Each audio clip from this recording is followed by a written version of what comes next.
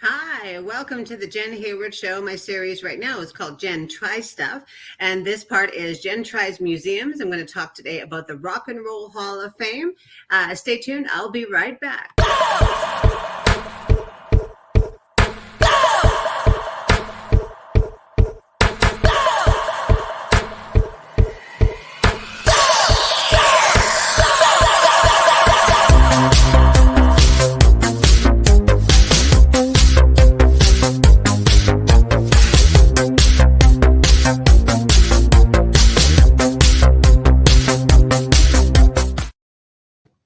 All right. Thank you to Josh Hayward from that beer thing for that kind of cool intro. So some people are saying, okay, you tried a museum. Why is that new? Well, first, let's backtrack why I have Jen try stuff. I'm 47 years old. You think I would have tried things by now.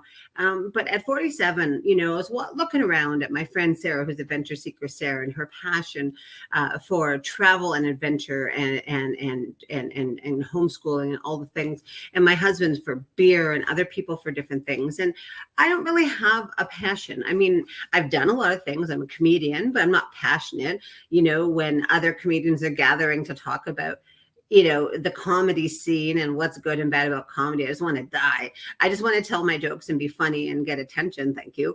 I'm passionate, I guess, about my family, but I don't like most of them right now. So how much passion is that? I mean, I love them. Don't get me wrong. I'm passionate with my dogs, but I like other people with dogs, and they're like, you can't do this. And so what am I passionate about? I don't have anything. So it's time at age 47 to try. I've done a lot of things career-wise, and I ran a courier business for 5 years where I worked probably 20 hours a day, and I wish I was exaggerating. So that is why.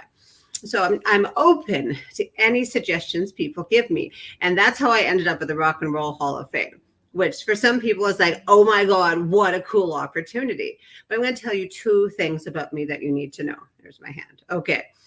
The first is I'm not really a rock and roll gal. I know I look really hot right now. Like, hello. You can't even see my whole outfit. It's nice. But I like some music, but I don't always know, right? I remember when I was sitting with my husband in a movie theater and a song came on. I said, that's kind of a cool song. Who's it by? And he said, Pink Floyd. And I said, oh, I've never heard of him. And he stayed married to me, I guess. So my husband knows stuff. Like if you go to a trivia event, he knows all the answers about music. He listens to, I want to say Alan Cross on Saturday mornings, and he gets trivia. And I was like, that's a lot of information I don't care about. But, we were in Cleveland for my husband doing some taping for that beer thing. So I said, I'll go. Now, the second part of this is I don't like museums. Okay. But I'm trying it. Tomorrow I'm going to a glassblowing museum. I almost went to the Zippo Museum today, and that's a museum about pocket knives and lighters. And I was like, I think that's my limit. But why don't I like museums? Well, the first introduction, my family is not cultured, to say the least. Also, I don't like standing. I'm pretty lazy. There's a lot of reasons, but mostly I don't care, and I should. I should know stuff, right? But I don't. My husband, I'll call him Josh because that's his name. We were driving in Cleveland and there was these great statues. And I said, take a picture of these statues. And he's like, okay. And I was like, oh my God, that reminded me of something from the Mesopotamian era. And he was like, what are you talking about? Like that was thousands of years before something like this would have even been around. And I was like, oh, okay. I meant the Cleopatra era. And he's like, that's not an era. And I was like, stop fact checking me. So I'm smart, but I don't have individual knowledge about facts, if that makes sense. I'm a very conceptual person. Some might say an artist, but actually I would just say I'm a big strategic thinker, and sometimes the little details get to me. So sometimes I get bored at museums. When I first got married to my husband, we had to go to Halifax a lot. We got to go to Halifax a lot because my in-laws were living there. And we are from Saskatoon, so any chance to get out of Saskatoon or Regina, you go. And I would go, and every single time he'd want to go to the boat museum, which I know is called the Maritime Museum or something. Now, the first time it was like, okay, it's kind of cool. It's a boat. And then the third time I was like, oh my God, it's a boat. I think I had a nap the third time. We went My friend Sarah, who I mentioned earlier, will read every single plaque and she'll absorb every piece of knowledge because it's so fascinating. And I'm just not that person. But I went anyway. And so I'm going to share some of my experiences of going to the Rock and Roll Hall of Fame. First of all, it is pretty much the loudest museum anyone will ever go to. And that actually is a criticism if they're watching. It is, there's so much density packed in. And I understand it's rock and roll, but when you're leaving one exhibit and going into the next, and there's a crossover of blues and this, and it's just like, it's a little much. It's a little much for old people and young people and anyone if you really want to pay attention. But there were some cool elements. So let's look at. So first of all, this was the beginning. So long live rock and roll. So a nice homeless man took this picture for us. He was so impressed that he got it. He was like, could I have money now? And I was like, sure. And I don't know. And someone said, you're not supposed to do that. And I said, I don't care. Like Joshua, I said, I really don't care. I have no problem. Someone took a picture that I wouldn't have been able to get on my own and give them $5 for it. Why not? People do this in the States. I had a situation where Spider-Man is asked to take a picture with me in New York Times Square. And so I did. And then he charged me $20 and charged me. And I was like, I did not know. Also, that's not very Spider-Man-like, but I digress. So that's my husband. That's that beer thing. You can find him at 7:00 on Thursdays here. He has so much to talk about further. He has so much content. I have not seen someone have so many beers in such a short time, and not in an alcoholic way. So we were outside and we were enjoying it. And la-ti-da. Okay. So this is the outside. It was kind of cool. They had a school band play. They weren't really playing rock though. So it was like not jazz band, but a marching band kind of style. So I was a little confused. And so what I thought is that this is just going to be I don't know what to expect inside when I go in, but I'm like, all right, tourist trap. Here we go. Here we go. Here we go. So one of the first exhibits that we see is a car, and it is LL Cool J's car. And I have to tell you, LL Cool J, if you're listening, I don't care. Like, I was like, okay, mama said knock you out, drove this car. Why am I looking at it? What significance does this have to my life? I don't understand. I have learned nothing except for LL Cool J had a red car. So my first impression was like, it's just going to be, a celebrity did this. I could read Us Magazine for that. But I kept on going because I had to. You can't exit. You have to go the right way. Okay, but this is my first time where I was like, ooh, maybe things are a little different.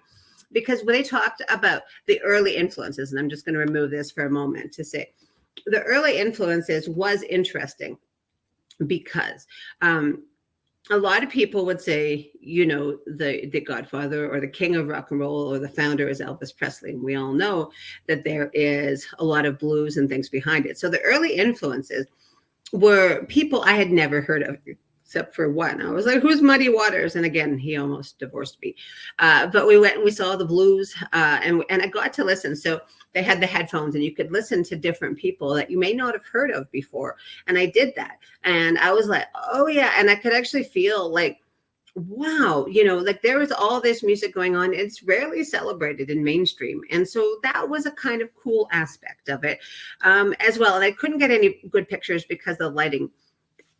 The first two sections after this, after the early influence, were very interesting. So the first was how rock and roll is used as a form of protest. So it was talking about the 60s. It was talking about, not the punk scene. We're talking like, 50s, 60s, where it was the, not the flower power kind of people. I want to say the Black Power people, where it was really like going against the man with music and a lot of songs, a lot of things I hadn't heard of, but it was really interesting to see. And then later they had a section of basically, Christian white people who would protest rock and roll. And I found that to be an interesting element as well. So far I'm trying something. But I have to say, I sat down a lot. There was a lot of like large things that you could look at every small little artifact. And some were like, hey, cool. And I'm like, that's a snot rag that Sid Vicious used. Like, I get it. But is it necessary to have everything? My husband really enjoyed it. So all right, so we put this on. It's Green Day. I don't care. I know the Green Day songs. And this is where my husband and I differ. He's like, that was used by Green Day. But that's the same man who would be like, you know, when we went to Africa and Mombasa, and he was like, oh my God, that plate was not seen for thousands of years. And I mean, I have to say that made more sense to me, like to see a piece of living history from the bottom of the seas brought up to put in this artifact museum. Look, I get that. This is like, here's some shit, some people who are, I think, still alive. Is Green Day still alive? I think they're still alive.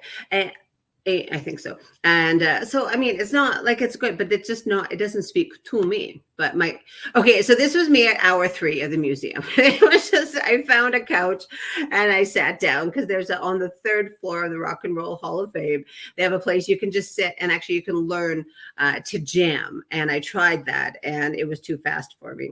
But I thought that was a cute little pic. So this was Elvis. And there was sections on Elvis and the Beatles that I did find interesting because they are such huge people, huge figures. But I also thought, you know, it's all very interesting, but it's like, I don't know. They had these large screens that you could watch, you know, videos, you know, the Let It Be video. Like, I get that too, but I don't really understand videos in museums, maybe 1 or 2 that you can never see anywhere else. But I have YouTube. So I'm sitting and I'm standing and I'm watching these videos. And I was like, it's interesting, but with everyone around and with all the noise, and it was just like a sensory overload, I think, for me, but also interesting. All right. So this was, another Green Day and Marvin Gaye live. So, you know, there was some interesting parts of this. So this was a huge part. It was called Cities and Sound. So my husband really liked this. And he said, like, London, New York, and Los Angeles punk scene really had nothing to do with each other. So he poked holes in the museum, whoever curated it. But overall, it was interesting. So it would have the Memphis scene, right? And I've been to Memphis, and we're definitely going to go back. And we adopted our dog and named him Memphis. That's right. We named our dog after the best ribs we've ever eaten. But I mean, I think there's a whole blues scene there. And I think I would be more into one scene than to fit 1,000 things into one. But it was interesting for sure. So, I mean, if you're someone who really wants to know sort of the history of, or, you know, what's happening in every area in mostly North America, then that's the best way to go.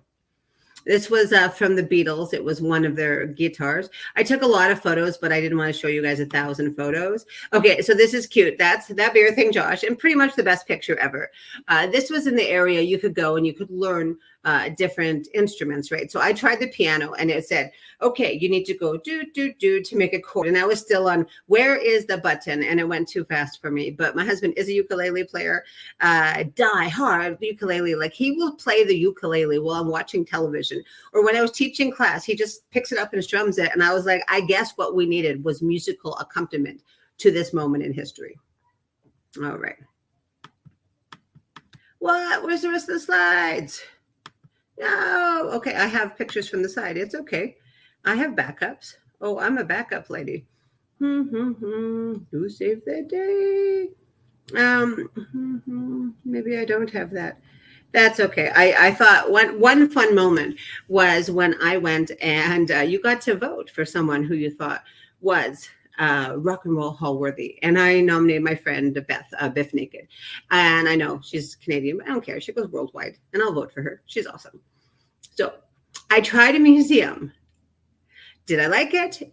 Yeah and no. Do I think it was a slightly overpaid? Yes. But however, mostly because then they have everyone buying all the merchandise and stuff. And we're not those kind of tourists. We were like, all right, we're there. We saw. But it is worth going if you're in Cleveland because, but would you go just for would you destination Cleveland for the Rock and Roll Hall of Fame? I wouldn't do it. However, on future shows, I will be talking more about Cleveland because I will be back there. It's an amazing town. So I tried the Rock and Roll Hall of Fame. I was open But I will tell you that what it did was it expanded my playlist. I definitely was like, oh, I want to try that song. So we had some cool tunes when we went on to our next adventure. That's it for Jenn Try Stuff. Next week, I'm either going to be talking, I'm not sure which order I'm doing them, me going go-karting, which I've done, and also Eve's Troughs, which I think it'll be Eve Troughs, and it's going to be such a hoot. So thanks for listening. My show is 15 minutes every Monday from 6:30 until 6:45, or a couple minutes later if I'm late, and maybe a full half hour. I can do whatever I want. It's my network. And every day I also have a Wordle show at 8:30 in the morning. I play Wordle and Wordle. Like Connect TV, like all our things, we're young and we're sort of just blossoming. Even though we've been around for a few months, we're really finding our groove. We've got some new shows onboarding, and it's pretty cool. So thanks for checking in, and have a wonderful Monday night. It's time that we all tried something new.